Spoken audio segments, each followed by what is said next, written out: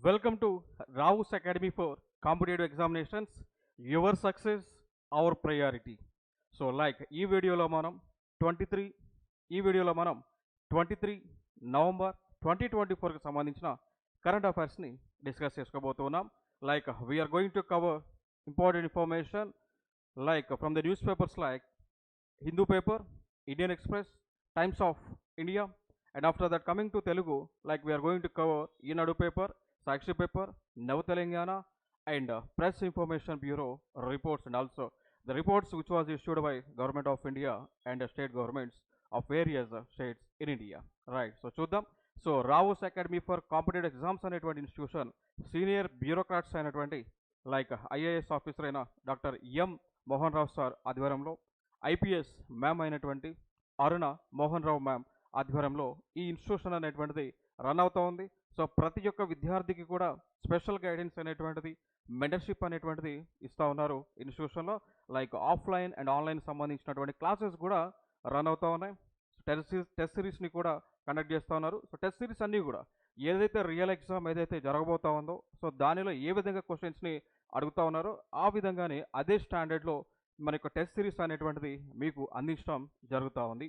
So ప్రతి ఒక్కరు కూడా ఈ ఆపర్చునిటీని యూజ్ చేసుకొని మీ యొక్క కళలను సాకారం చేసుకోండి. That's the thing. Let us start. So ముందుగా మనకు కనిపిస్తున్నటువంటి అంశం ఇండియన్ కాన్స్టిట్యూషన్కి సంబంధించిన ఒక అంశం న్యూస్లో ఉంది. చూడండి, ఇక్కడ socialism in India means a welfare state, not a dictatorial dogma set by chief justice of India.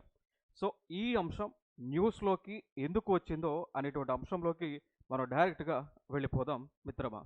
చూడండి ఇక్కడ. సో మన ఇండియన్ కాన్స్టిట్యూషన్ ఎప్పుడు తీసుకొచ్చారు, ఎప్పుడు అమల్లోకి వచ్చింది, ఎప్పుడు అడాప్ట్ చేసుకున్నారు?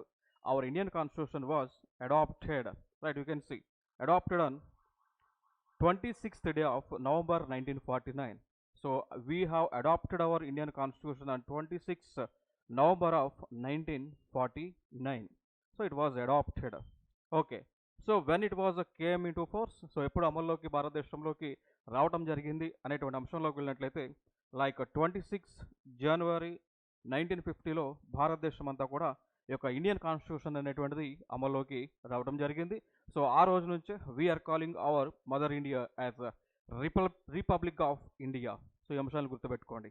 దాని తర్వాత మరి ఈ ఎప్పుడైతే అమల్లోకి వచ్చిందో, అమల్లోకి వచ్చినటువంటి సమయంలో ప్రియాంబుల్ అనేటువంటి దాన్ని, nothing but it is the index of constitution. So preamble is an index of the constitution, so which was inserted into the constitution. So ఆ ప్రియాంబుల్లో ఉన్నటువంటి అంశాలు మనం చూసుకుంటే we the people of India have solemnly resolve to constitute India into a sovereign, democratic and republic. కేవలం 3 words ఉన్నాయి చూడండి. Sovereign, democratic and republic అనేటువంటి వర్డ్స్ని ఇక్కడ మెన్షన్ చేసి ఉన్నారు చూడండి. అండ్ ఫైనల్గా జస్టిస్, లిబర్టీ, ఈక్వాలిటీ, ఫ్రాటర్నిటీ. దాని తర్వాత మనం చూసుకున్నట్లయితే unity of the nation. So ఈ వర్డ్స్ అయితే ఇక్కడ వీరు మెన్షన్ చేయడం జరిగింది. ఇది ఒరిజినల్గా మనకి ఇండియన్ కాన్స్టిట్యూషన్ ఏదైతే అమల్లోకి వచ్చిందో దానిలో ఒరిజినల్గా ఉన్నటువంటి ప్రియాంబుల్లో ఉన్నటువంటి పదాలు. దాని తర్వాత 1976లో ఒక అంశం జరిగింది అండి. In the year 1976, what was happened in the year 1976? What was happened? 42nd amendment came into force. So 42nd amendment అనేటువంటిది, సో 42వ రాజ్యాంగ సవరణ తీసుకొచ్చి 1976లో కొన్ని పదాలను ఇండియన్ కాన్స్టిట్యూషన్లో ఉన్నటువంటి ప్రియాంబుల్లో యాడ్ చేయడం జరిగింది. What are those words? Those words are like socialist and secular. Okay, so these are the words which was inserted into our preamble of constitution, and one more word which was inserted as integrity. You can find here integrity, right? So integrity of the nation. So ఫైనల్గా మరి Indian constitution original ప్రియాంబుల్లో integrity ఉందా? లేదు. Socialism లేదు. Secularism లేదు. When they were added through 42nd amendment of constitution of India, right. So దీని ద్వారా ఈ 3 వర్డ్స్ని add చేశారు. అంటే అప్పటి నుంచి కూడా 1976 నుంచి కూడా భారతదేశం అనేటువంటిది India has to treat all the religions equally, means secular. Okay, so secular అంటే ఏంటి? there should not be any religion disparity in India. So even a government of India or else any people of India should not show religion disparities. Okay, so ఇవి ఉండకూడదు అని చెప్పేసి పదాన్ని add చేశారు. ఇంకొక word మనం చూసుకుంటే లైక్ సోషలిస్ట్ అంటాం. నథింగ్ బట్ లైక్ మనకి టైప్స్ ఆఫ్ ఎకానమీస్ ఉంటాయి. Capitalist economy, socialist economy and mixed economies అని చెప్పేసి ఉంటాయి. ఇక్కడ సోషలిజం అనేటువంటిది యాడ్ చేశారు కదా. Nothing but some of the industries should be under the control of government of India or else state governments. దాంతోపాటు income, okay, so income revenue should be shared between all the members of India. So socialism అనేటువంటి పదానికి meaning ఏంటి అంటే భారతదేశంలో ఉన్నటువంటి సంపద ఏదైతే ఉందో అది అన్ని వర్గాలకు అందరు ప్రజలకి కూడా సమానంగా డిస్ట్రిబ్యూట్ చేయాలి అనేటువంటి ఇండికేషన్ అనమాట. ఓకేనా, సో ఆ పదాన్ని యాడ్ చేశారు ఇక్కడ. ఇంకొక పదాన్ని యాడ్ చేశారు ఇంటిగ్రిటీ. సో కలిసికట్టుగా ఉండడం. సో భారతదేశంలో వివిధ మతాలు ఉన్నప్పటికీ, కులాలు ఉన్నప్పటికీ, లాంగ్వేజెస్ ఉన్నప్పటికీ కూడా అందరూ కలిసికట్టుగా ఉండాలనేటువంటి ఉద్దేశంతో ఈ పదాలను యాడ్ చేయడం జరిగింది. అయితే సో అప్పటి నుంచి కూడా 1976 నుంచి కూడా యాడ్ చేసుకుంటూ వచ్చారు కదా, సో కంటిన్యూ అవుతూ ఉంది. బట్ ఇటీవల ఈ వర్డ్స్ ఏవైతే యాడ్ చేసి ఉన్నారో సో దానికి సంబంధించి సుప్రీంకోర్ట్ ఆఫ్ ఇండియాలో ఒక కేసు వేయడం జరిగింది. లైక్ ఎంపీ అయినటువంటి సుబ్రహ్మణ్యం గారు, సో నేమ్ అయితే నో నీడ్ ఇక్కడ. సో వారు ఒక వన్ ఆఫ్ ద లాయర్ అనుకోండి. సో వారు సుప్రీంకోర్ట్ ఆఫ్ ఇండియాలో ఒక కేసు వేశారు. ఏ కేసు వేశారు? కేసు ఇస్ నథింగ్ బట్ పిల్, పబ్లిక్ ఇంట్రెస్ట్ లిటిగేషన్ని వేయడం జరిగింది. సో ఎందుకు వేశారంటే ఆయన ఏమంటున్నారు అంటే భారత రాజ్యాంగం అనేటువంటిది ఎప్పుడైతే భారతదేశంలో అమలులోకి వచ్చిందో ఆ రోజున సోషలిజం, సెక్యులరిజం, ఇంటిగ్రిటీ అనేటువంటివి భారత రాజ్యాంగంలో లేనందున వాటిని వెంటనే తొలగించాలి అని చెప్పేసి పబ్లిక్ ఇంట్రెస్ట్ లిటిగేషన్ పిల్ని సుప్రీంకోర్ట్ ఆఫ్ ఇండియాలో వేయటం జరిగింది అండి. సో దానికి సంబంధించి కాన్స్టిట్యూషన్ బెంచ్, దానికి సంబంధించి లైక్ బెంచ్ ఏర్పాటైంది. సో ఆ బెంచ్లో వన్ ఆఫ్ ద జడ్జిగా ఉన్నటువంటి ప్రస్తుతం యొక్క 51st చీఫ్ జస్టిస్ ఆఫ్ ఇండియాగా పిలువబడేటువంటి వ్యక్తి సంజీవ్ ఖన్నా గారు ఒక స్టేట్మెంట్ని పాస్ చేశారు. అర్థమైందా? సో ఫైనల్గా ఈ కేసుకు సంబంధించి తీర్పు మనకి అంటే జడ్జిమెంట్ హియరింగ్కి వచ్చింది. సో హియరింగ్కి వచ్చినప్పుడు chief justice of India, 51st chief justice of India Sanjiv Khanna had said that socialism is a word even though it was added into our constitution through 42nd constitutional amendment act, but socialism itself involved in the constitution of India. Like if you see directive principles of state policy, some of the principles were indicating about socialism. Okay, so final ga manaka chief justice of India గారు ఏం చెప్తా ఉన్నారు అంటే భారత రాజ్యాంగంలోనే socialism సంబంధించినటువంటి principles ఏవైతే ఉన్నాయో అవి బై డిఫాల్ట్గా ఇన్సర్ట్ చేసి ఉన్నారు. ఫర్ ఎగ్జాంపుల్గా తీసుకుంటే డిపిఎస్పీస్లో అని ఆయన స్పష్టం చేయడం జరిగింది. ఈవెన్ సెక్యులరిజం అనేటువంటిది కూడా ఇండియన్ కాన్స్టిట్యూషన్లో లేనప్పటికీ కూడా ఇనిషియల్గా బై డిఫాల్ట్గా మన ఓవరాల్గా చూసుకుంటే లైక్ ఇండియన్ కాన్స్టిట్యూషన్ ఏం చెప్తా ఉంది అంటే all religions are equal, all people are equal అని ఇక్కడ కోట్ చేస్తూ ఉన్నారు. Like article number 14. So fundamental రైట్స్లో ఆర్టికల్ నెంబర్ 14 చెప్తూ ఉంటుంది. ఫండమెంటల్ రైట్స్లో article 14 what it is saying, right to equality. So అందరూ కూడా సమానులే, ఎవరు కూడా తక్కువ కాదు, ఎవరు కూడా ఎక్కువ కాదు, తక్కువ కాదని స్పష్టం చేస్తూ ఉంది. సో దీని యొక్క ఇండికేషన్ ఏంటి అంటే all the religions are equal, no religion is superior, no religion is inferior. Here state or else government should not take any biased stand towards any religion అని చెప్తా ఉంది అని చెప్పేసి మనకు సంజీవ్ ఖన్నా గారు స్పష్టం చేయటం జరిగింది. సో అట్లా ఇవి న్యూస్లో ఉన్నాయి. దీనికి సంబంధించి మనకి లైక్ చాలా ఎగ్జామ్స్లో చాలా క్వశ్చన్స్ వచ్చాయండి. ఈవెన్ యూపీఎస్సీ ప్రిలిమ్స్లో కూడా అడిగినటువంటి question like which among the following words were inserted in to our constitution through 42nd constitutional amendment act. So UPSC civil services prelims questions. So like words were inserted as like one is a socialism, secularism and integrity. So that's the thing you have to remember here, very important. Okay, and one more concept that we need to refer here, that is like Baku talks run into overtime amid row over climate finance. So simple ga nenu clear cut ga cheppesta, conference of parties అనేటువంటిది 29 meeting జరుగుతూ ఉంది. So జరిగేటువంటి place మనం చూసుకుంటే అది బాకు అంటాం. ఏ దేశంలో? Azerbaijan అనేటువంటి ఒక దేశంలో. సో అజర్బైజాన్ అనేటువంటి ఒక దేశం జరుగుతూ ఉందా? ఓకేనా. సో దీనిలో కొన్ని అంశాలను లేవనెత్తుతా ఉన్నారు. ఏ అంశాలను లేవనెత్తుతా ఉన్నారు అంటే ఒకటి ఒకటి ఒక అంశం వచ్చేసి ఎన్సిక్యూజికి సంబంధించిన అంశాన్ని లేవనెత్తుతా ఉన్నారు.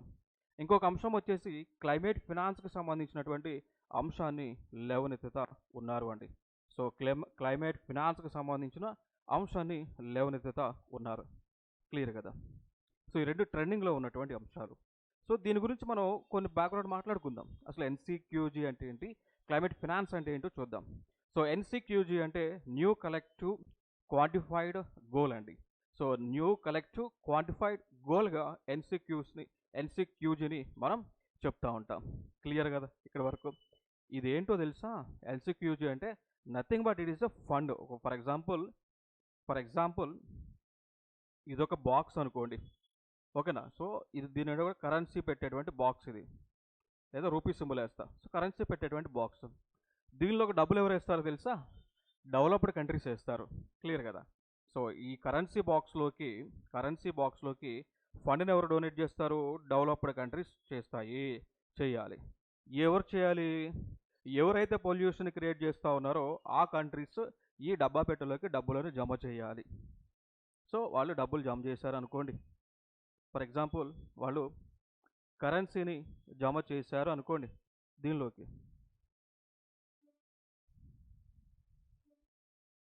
దీనిలోకి కరెన్సీని జమ చేశారు అనుకుందాం అనుకోండి. మరి ఆ డబ్బులను ఎవరు యూజ్ చేయాలా, ఎవరైతే డెవలప్డ్ కంట్రీస్ క్రియేట్ చేసేటువంటి పొల్యూషన్ వలనో న్యూసెన్స్ వలనో నష్టపోతున్నారో ఆ కంట్రీస్ యూజ్ చేసుకోవచ్చు. లైక్ ఫర్ ఎగ్జాంపుల్గా తీసుకుంటే డెవలపింగ్ నేషన్స్ అంటాం. We call them as developing nations. ఇంకో కొన్ని దేశాలు ఉన్నాయి, లైక్ అండర్ డెవలపింగ్ కంట్రీస్గా మనం పిలుస్తామండి. We call them as under developing nations. So ఫైనల్గా NCQG is nothing but or else climate finance is nothing but it is a fund which is to be used for restoration of the lost climate, restoration of the lost environment, restoration of the damaged environment. Okay, clear కదా, అవునా కదా. So fund ఎవరు ఇస్తారు, developed nations ఇస్తాయి. వాళ్ళు ఎందుకు ఇస్తారంటే వాళ్ళు ఎక్కువ పొల్యూషన్ క్రియేట్ చేస్తూ ఉంటారు, వాళ్ళ దేశాల్లోనే ఎక్కువ ఇండస్ట్రీస్ ఉన్నాయి కాబట్టి పొల్యూషన్ క్రియేట్ చేస్తారు. కాబట్టి ఆ నష్ట నివారణ చర్యల్లో భాగంగా డబ్బులు దీంట్లో జమ చేస్తే ఆ డబ్బులను developing countries, under developing countries use చేసుకుంటే దేనికోసం అంటే to reduce the impact of Faasil fuels అండి. అర్థమైందా. లైక్ ఫాజిల్ ఫ్యూల్స్ తెలుసు కదా, క్రూడ్ ఆయిల్ అంటాం. క్రూడ్ ఆయిల్ నుంచి బయటకు వచ్చే పెట్రోలు, డీజిల్, కెరోసిన్, నాఫ్తలిన్ ఇవన్నీ కూడా ఫాజిల్సే కదా. అవి యూజ్ చేయకుండా రెన్యూబుల్ ఎనర్జీని ప్రాజెక్ట్స్ లైక్ గ్రీన్ హైడ్రోజన్ తెలుసు కదా, green hydrogen projects, solar panels projects, solar ఎనర్జీని జనరేట్ చేయటము, బయో ఇథనాల్ని ప్రొడ్యూస్ చేయటం, లైక్ బయోగ్యాస్ని తయారు చేసేటువంటి ప్లాంట్లను ఏర్పాటు చేసుకోవాలి ఈ ఫండ్ ద్వారా. అర్థమైందా. సో ఇంకొక అంశం అయితే 2015లో ప్యారిస్ అనేటువంటి ఒక నగరంలో COP21 జరిగింది. సో 2015లో ప్యారిస్ అనేటువంటి ఒక నగరంలో COP21 అనేటువంటిది జరగగా అప్పుడు ఏమనుకున్నారంటే ఒక ఫండ్ అనేటువంటిది ఏర్పాటు చేయాలన్నారు. ఎంత ఫండ్ ఏర్పాటు చేయాలనుకున్నారంటే లైక్ $100 బిలియన్ మేర ఆ ఫండ్ని ఏర్పాటు చేయాలని అనుకున్నారండి. ఓకేనా. సో $100 బిలియన్ మేర ఈ డెవలప్డ్ కంట్రీస్ అన్నీ కూడా ఈ ఎన్సిక్యూజీకి ఫండ్ ఇవ్వాలని చెప్పేసి ఆ రోజున ఆలోచన చేశారు. బట్ అది 2020 కల్లా ఆ ఫండ్ని ఇవ్వాలని టార్గెట్ పెట్టుకుంటే డెవలప్డ్ కంట్రీస్ ఫండ్ ఇవ్వలేదు. వాళ్ళు ఏమంటున్నారంటే ఇచ్చాము, మేము ఇండైరెక్ట్గా ఇచ్చామని వాళ్ళు అంటున్నారు. బట్ డెవలపింగ్ కంట్రీస్ అయినా లేదా అండర్ డెవలప్డ్ కంట్రీస్ అయినా మీరు ఒక రూపాయి నయ్యా పైసా కూడా మాకు ఇవ్వలేదు, ఖచ్చితంగా మీరు ఇవ్వాల్సిందని చెప్పేసి వాళ్ళు డిమాండ్ చేస్తూ ఉన్నారు. అందుకే ఆ డిస్కషన్స్ అన్నీ కూడా దీనిలో జరుగుతూ ఉన్నాయి. అది ఇక్కడ న్యూస్ మనకు కనిపిస్తూ ఉంది. సో దీనిలోనే వాళ్ళు పెట్టినటువంటి డెడ్ లైన్ ఏంటి అంటే ఇప్పుడు ఫర్ ఎగ్జాంపుల్ రాబోయేటువంటి 2030 ఏదైతుందో, సో 2030 సంవత్సరం ఏదైతుందో ఈ లోపు కనీసం డెవలప్డ్ కంట్రీస్ అన్నీ కూడా కలిసి $250 సో $250 బిలియన్ ఇవ్వాలి అని చెప్పేసి వీళ్ళు ఏం చేస్తూ ఉన్నారు, డిమాండ్స్ చేస్తూ ఉన్నారు. సో మేబీ చూద్దాం ఇస్తారా ఇవ్వరా అనేటువంటి ఫర్దర్గా మనం చూద్దాం. Okay. So time decides it. So ఇవి ప్రధానంగా కనిపిస్తున్న అంశాలు మిత్రమా. ఇంకొక అంశం మనం చూసుకున్నట్లయితే లైక్ ఢిల్లీకి సంబంధించి ఢిల్లీ పొల్యూషన్ విపరీతంగా ఉంది. సో ఈ పొల్యూషన్ ఈరోజే కాదు ప్రతి సంవత్సరం కూడా వస్తూ ఉంది. దానికి చాలా కారణాలు ఉన్నాయి ఢిల్లీలో పొల్యూషన్ రావడానికి.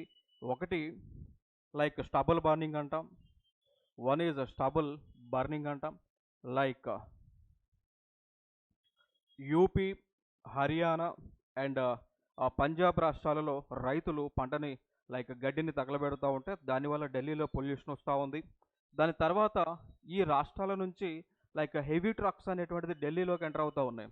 ఈ రాష్ట్రాల నుంచి హెవీ ట్రక్స్ అనేటువంటివి, సో పెద్ద పెద్ద లారీలు అనేటువంటివి ఢిల్లీలోకి ఎంటర్ అవడం వలన దీని వలన పొల్యూషన్ అనేటువంటిది క్రియేట్ అవుతా ఉంది. దాంతోపాటు ఆల్రెడీ ఢిల్లీలో మనకేం జరుగుతూ ఉంది, ఢిల్లీలో ఏముంటుంది, చాలా ఎక్కువ వెహికల్స్ ఉంటాయి. సో చాలా ఎక్కువ వెహికల్స్ ఆల్రెడీ ఉండటం వల్ల దానివల్ల కూడా పొల్యూషన్ అనేటువంటిది మనకి జరుగుతూ ఉంది. ఓకేనా. సో దీని పాయింట్ ఆఫ్ వ్యూలో government of India, Supreme Court of India guidelines మేరకు ఏం చేసింది అంటే commission for air quality management అనేటువంటి ఒక కమిషన్ ఏర్పాటు చేసింది అండి. ఓకేనా. సో ఈ కమిషన్ చేయాల్సినటువంటి కార్యక్రమం ఏంటి, పొల్యూషన్ని తగ్గడానికి ఎటువంటి చర్యలను తీసుకోవాలి, ఆ చర్యలను తీసుకునే బాధ్యత ఈ కమిషన్కి ఉంటుంది. అయితే ఈ కమిషన్ కొన్ని స్టాండర్డ్స్ ఇచ్చింది. లైక్ ఫర్ ఎగ్జాంపుల్గా తీసుకుంటే మనకి లైక్ దాన్ని ఒక ప్లాన్ అంటాం కదా. ఇప్పుడు ఈ కమిషన్ ఇచ్చిన ప్లాన్ ఏంటి, గ్రేడెడ్ రెస్పాన్స్ యాక్షన్ ప్లాన్ అండి. అర్థమైందా. సో GRAP అంటాం. సో GRAP ప్రకారం ఏం చేయాలి అంటే లైక్ ఫర్ ఎగ్జాంపుల్ పొల్యూషన్ ఎక్కువగా ఉంది, ఎయిర్ క్వాలిటీ ఇండెక్స్ అనేటువంటిది లైక్ చాలా దీనస్థితిలో ఉందనుకోండి. సో ఎయిర్ క్వాలిటీ ఇండెక్స్ కనుక చాలా లోలో ఉంటే కనుక ఏం చేయాల్సి ఉంటుంది, లైక్ స్టేజ్ వన్ నామ్స్ ప్రకారము ఏం చేయాల్సి ఉంటుంది, లైక్ మెకనైజ్డ్ స్వీపింగ్ చేయాలి, రోడ్స్ని వాషింగ్ చేయాలి విత్ వాటర్తో, enforcing ban on firecrackers, so like fire క్రాకర్స్ని కాల్చకుండా బ్యాన్ వేయాలి, పొల్యూషన్ కంట్రోల్ ఉండే విధంగా వెహికల్స్కి స్టాండర్డ్స్ని విధించాలి ఎప్పుడు స్టేజ్ 1 సిచ్యువేషన్లో ఉన్నప్పుడు. దాని తర్వాత so stage 1 is nothing but moderate to poor quality air ఉంటుంది. స్టేజ్ 2కి వచ్చేసి వెరీ పూర్ ఎయిర్ క్వాలిటీ అండి. ఓకేనా. సో గాలిలో ఎక్కువ డస్ట్ పార్టికల్స్ ఉన్నట్టు. సో మోడరేట్ లేదా వెరీ పూర్, అది స్టేజ్ 2. సో స్టేజ్ 2లో చేయాల్సిన ప్రికాషన్స్ ఏంటి, లైక్ బ్యాన్ అనే డీజిల్ జనరేటర్స్కి బ్యాన్ వేయాలి, లేదా పార్కింగ్ ఫీ అనేటువంటిది విపరీతంగా పెంచాలి. సో పార్కింగ్ ఫీజు పెంచామనుకోండి ఏమవుతుంది, ప్రైవేట్ వెహికల్స్ వాడరు కదా. ఇప్పుడు పార్కింగ్ ఫీజు ఎక్కువ ఉంటే ప్రైవేట్ వెహికల్స్ వాడకుండా పబ్లిక్ ట్రాన్స్పోర్ట్ని వాడతారు. సో పబ్లిక్ ట్రాన్స్పోర్ట్ని యూస్ చేస్తున్నారు అంటే ఏంటి అండి, అక్కడ ఫాజిల్ ఫ్యూల్స్ బర్నింగ్ అనేటువంటిది రెడ్యూస్ చేస్తూ ఉన్నారు, నథింగ్ బట్ కార్బన్ ఎమిషన్స్ని తగ్గిస్తూ ఉన్నారు. అది మెయిన్ అజెండా ఇక్కడ. ఇంకొక అంశం, stop use of coal firewood in eateries. So like వంటలు చేసేటప్పుడు కోల్ని తగ్గించాలా, ఫైర్వుడ్, సో ఈ యొక్క ఏదైతే కట్టెపొలలు ఏవైతున్నాయో వాటిని కూడా బ్యాన్ చేయాలి ఇప్పుడు స్టేజ్ 2 నామ్స్ ప్రకారం. దాని తర్వాత స్టేజ్ 3 మనం చూసుకున్నట్లయితే లైక్ సివియర్లీ పొల్యూటెడ్ ఎయిర్ అండి, స్టేజ్ 3. సో ఈ టైంలో ఏం గైడ్లైన్స్ ఇవ్వాలి అంటే like frequency of road cleaning కానీ, shut down of brick kilns కానీ, like restrictions on operations of coal based power plants. ఓకేనా. సో లైక్ థర్మల్ పవర్ ప్లాంట్స్ని కూడా షట్ చేయాల్సి ఉంటుంది స్టేజ్ 3లో. స్టేజ్ 4లో మనం చూసుకుంటే లైక్ ఎమర్జెన్సీ అన్నది. సో ఇప్పుడు ఢిల్లీలో మనకి స్టేజ్ 4 ఉంది. ఢిల్లీలో స్టేజ్ 4 ఉంది అంటే విపరీతమైనటువంటి కాలుష్యం ఢిల్లీలో ఉంది, స్టేజ్ 4. సో ఈ టైంలో చేయాల్సిన ప్రికాషన్స్ ఏంటి, like ban on entry of trucks, halt construction work, begin add even road scheme for private vehicles అండి. సో బట్ మరి ఇది అమలు చేస్తూ ఉన్నారా, చేయట్లేదు అని చెప్పేసి సుప్రీంకోర్ట్ ఆఫ్ ఇండియా ఈ కమిషన్ని అడుగుతూ ఉన్నారు. సో అట్లా మనకి న్యూస్లో ఉంది. ఈ పాయింట్ ఆఫ్ వ్యూలోనే మనకి స్టేజ్ 4లో ప్రస్తుతం ఉన్నటువంటి స్టేజ్ 4 ప్రకారం ఆడ్ ఈవెన్ స్కీమ్ని తీసుకురావాల్సి ఉంటుంది. కంప్లీట్గా పొల్యూటెడ్ ఇండస్ట్రీస్ పైన బ్యాన్ వేయాల్సి ఉంటుంది. దాంతోపాటు వెహికల్స్, వివిధ రాష్ట్రాలకి చెందినటువంటి వెహికల్స్ ఢిల్లీలోకి రాకుండా తగు చర్యలను తీసుకోవాలి ఈ యొక్క గైడ్లైన్స్ ప్రకారం. బట్ లైక్ కమిషన్ ఫెయిల్ అయిందని సుప్రీంకోర్ట్ ఆఫ్ ఇండియా స్పష్టం చేస్తూ ఉంది. సో అట్లా మనకి న్యూస్లో ఉన్నటువంటి అంశం అండి. ఇంకొక అంశం, Israel strikes Gaza after ICC issues arrest warrant against Netanyahu. So సింపుల్గా నేను చెప్పేస్తాను, ఇంటర్నేషనల్ క్రిమినల్ కోర్ట్ అని ఉంటుంది. సో హేగు అనేటువంటి ఒక నగరంలో నెదర్లాండ్స్ దేశంలో ఉంటుంది. సో వీళ్ళు ఏం చేస్తారు అంటే వీళ్ళ యొక్క విధులు ఏంటి అంటే లైక్ జీనోసైడ్కి సంబంధించినటువంటి క్రైమ్స్ జరిగిన, లేదు వార్ క్రైమ్స్ జరిగిన, లేదు జెనీవా కన్వెన్షన్ ప్రకారం ఏమైనా వైలేషన్స్ కానీ జరిగినప్పుడు వీళ్ళు ఏం చేస్తారంటే దానికి సంబంధించిన జడ్జిమెంట్స్ని పాస్ చేస్తారు. అట్లా ICC international cricket council, international criminal court వాళ్ళు జడ్జిమెంట్ని పాస్ చేశారా? సో ఏమని పాస్ చేశారు అంటే, లైక్ పాలస్తీన్ అనేటువంటి ఒక ప్రాంతం పైన ఇజ్రాయెల్ దేశానికి చెందినటువంటి వారు అటాక్స్ చేస్తూ ఉన్నారు. సో ముఖ్యంగా ఎక్కువగా అటాక్స్ అనేటువంటివి, ఫర్ ఎగ్జాంపుల్ ఇది ఇజ్రాయెల్ దేశం అనుకుంటే ఈ పక్కన మనకి గాజా స్ట్రిప్ ఉంటుంది. సో ఈ గాజా స్ట్రిప్ పైన ఎక్కువ అటాక్స్ అనేటువంటివి చేస్తూ ఉన్నారు. సో దీని తక్షణమే ఆపండి అని చెప్పేసి ఐసీసీ వాళ్ళు జడ్జిమెంట్ పాస్ చేయగా, ఫైనల్గా ఇక్కడ ఇజ్రాయెల్కి చెందినటువంటి ప్రెసిడెంట్ అయినటువంటి, ఇజ్రాయెల్ యొక్క ప్రైమ్ మినిస్టర్ అయినటువంటి బెంజమిన్ నెతన్యాహు ఏమంటున్నారు అంటే, ఎవరు చెప్పినా కానీ మేము వినం, మా యొక్క ఆర్మీ స్ట్రైక్ అనేటువంటిది కంటిన్యూ అవుతూ ఉంటుంది అని ఆయన రిటర్న్ చెప్పగా, వెంటనే అరెస్ట్ వారెంట్ని ఈ ఐసీసీ వాళ్ళు ఇవ్వడం జరిగింది. సో ఐసీసీ వాళ్ళు అరెస్ట్ వారెంట్ ఇచ్చినప్పటికీ కూడా ఆ స్ట్రైక్స్ అనేటువంటి కంటిన్యూ చేస్తాము అని ఆయన మళ్ళీ చెప్పడం జరిగింది. సో అది న్యూస్లో ఉన్నటువంటి అంశం. సో మెయిన్ థింగ్ ఇక్కడ మనం తెలుసుకోవాల్సిన అంశం, లైక్ ఇజ్రాయెల్ పాలస్తీన్ యొక్క కాన్ఫ్లిక్ట్ గురించి మనం తెలుసుకోవాలి. ఇంకొక అంశాన్ని మనం డిస్కస్ చేద్దాం. Like compare the market. Compare the market అనేటువంటి వారు ఒక రిపోర్ట్ని రిలీజ్ చేశారు. So according to report, so A report release చేస్తారు అంటే, సో ఏ దేశాల యొక్క పాస్పోర్ట్ పొందడం అనేటువంటిది చీప్గా ఉంటుందో, అంటే తక్కువ రేటుకు దొరుకుతుందో ఆ నివేదికను రిలీజ్ చేస్తుంటారు. ఓకేనా? So like for example UAE, United Arab Emirates passport యొక్క మనం లైక్ కాస్ట్ ఆఫ్ పాస్పోర్ట్ వచ్చేసి లైక్ ఆస్ట్రేలియన్ డాలర్స్లో చూస్తే లైక్ 27.13 అండి. అమెరికన్ డాలర్స్లో చూస్తే 27.13, అంటే $27కే యుఏఈ పాస్పోర్ట్ వస్తుంది. ప్రపంచంలోనే అతి తక్కువ రేటుకి పాస్పోర్ట్ ఇచ్చేటువంటి దేశం యుఏఈ. సెకండ్ ప్లేస్లో ఇండియా ఉంటుంది. సో ఇండియాలో పాస్పోర్ట్ కావాలి అంటే 27.70 అమెరికన్ డాలర్స్ కావాల్సి ఉంటుంది. ఓకేనా? నెక్స్ట్ ఇంకొక అంశం, మిగిలినటువంటి ప్లేసెస్ లైక్ హంగరీ చూసుకుంటే 31 ఉంటుంది. సో కాస్టియస్ట్ చూసుకుంటే మెక్సికో కంట్రీలో ఉంటుంది అండి. సో మెక్సికోలో పాస్పోర్ట్ కనుక మనకి కావాల్సి వస్తే like we have to invest around $2,000. Okay, so ఈ అంశాన్ని మనం గుర్తుపెట్టుకోండి. So world's cheapest passport is UAE, second place India, third place Hungary, and costliest passport is Mexico. So that's the thing you have to remember here. One more thing you have to remember here is that one is Henley Powerful Passport Index. So Henley Powerful Passport Index అనేటువంటి దాని ప్రకారం భారతదేశం యొక్క rank ఎంత అన్నప్పుడు it is like 82nd rank. ఓకేనా? So that's important thing. So if you have Indian passport with you can travel not more than or equal to 58 countries. Okay na? So without any visa you can travel up to 58 countries in the world if you have Indian passport. Okay, so ivi manaki ikkada important సంబంధించిన factual information. ఇంకొక అంశం మనం చూద్దాం. Like so ఇక్కడ మనకి Indian prime minister Narendra Modi గారు Guyana అనేటువంటి ఒక దేశానికి వెళ్ళడం జరిగింది.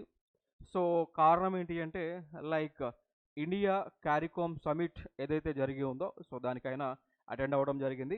అటెండ్ అయినటువంటి సందర్భాన ఇండియన్ ప్రైమ్ మినిస్టర్కి ఆ దేశం యొక్క అధ్యక్షుడు, ఓకేనా, సో ఆయన ఒక సత్కారాన్ని ఇచ్చారు. దాన్ని ఆర్డర్ ఆఫ్ ఎక్సలెన్స్గా పిలుస్తూ ఉంటాం. So finally Guyana has given order of excellence to our బిలోడ్ prime minister.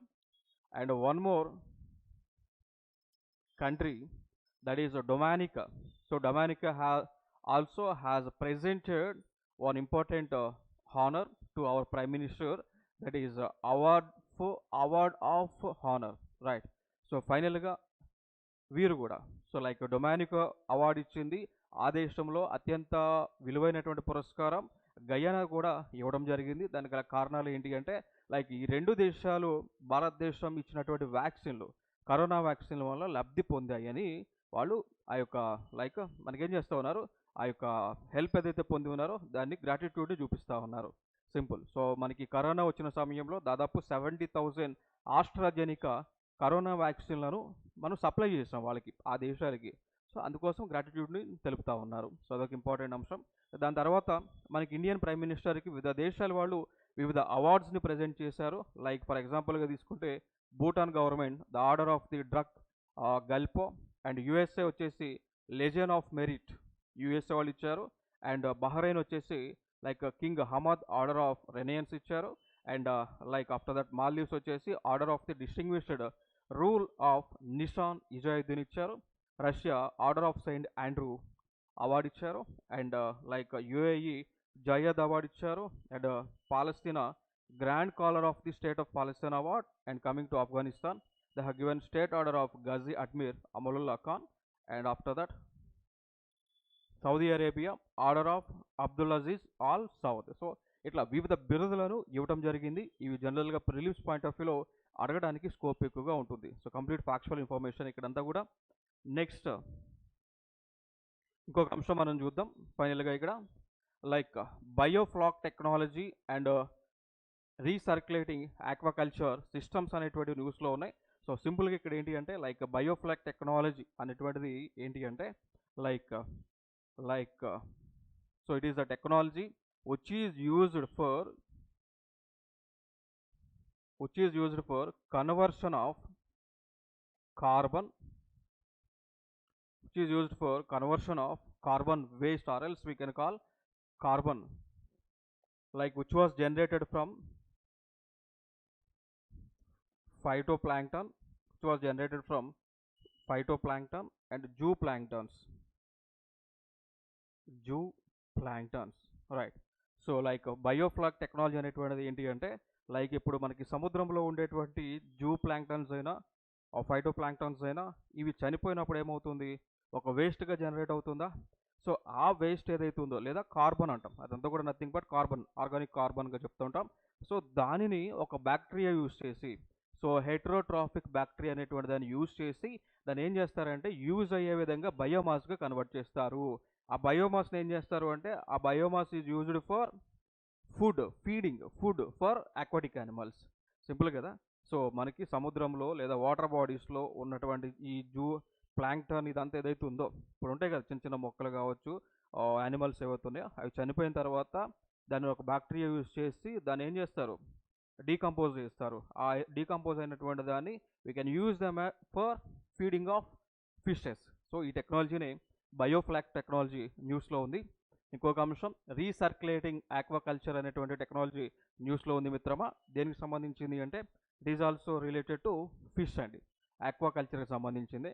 So like వాటర్లో ఏం చేస్తారు, ఇప్పుడు వాటర్లో ఫిష్ ఉంటుందా, సో ఫిష్కి మనకు ఫుడ్ చిన్న చిన్న పార్టికల్స్ ఇస్తూ ఉంటాం కదా, బయోమాస్ ఇస్తామా, అవి పైన సెటిల్ అవుతూ ఉంటాయి. సో ఇక్కడ ఏం చేస్తారంటే లైక్ కొన్ని మోటార్స్ పెట్టి ఆ వాటర్ని రొటేట్ చేస్తూ ఉంటే అక్కడ ఏదైతే మనకి బయోమాస్ ఏదైతే ఉందో అండర్ వాటర్ అడుగు భాగానికి సెటిల్ అవుతుంది, సెటిల్ అయిందని కలెక్ట్ చేస్తారు. సో ఈ రెండు టెక్నాలజీస్ కూడా మనకి న్యూస్లో ఉండడం జరిగింది. సో ఇవి ఈ రోజుకి సంబంధించిన కరెంట్ అఫైర్స్. సో నెక్స్ట్ వీడియోలో మరి సరికొత్త అంశాలతో మీ ముందుకు రావడం జరుగుతుంది. Thank you so much.